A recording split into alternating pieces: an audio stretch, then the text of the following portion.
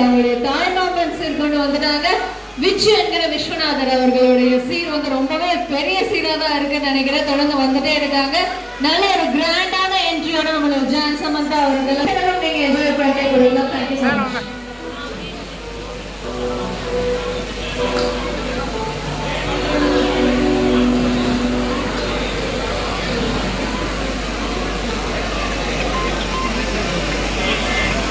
Hello, எங்க இருக்கீங்க? மேலையா?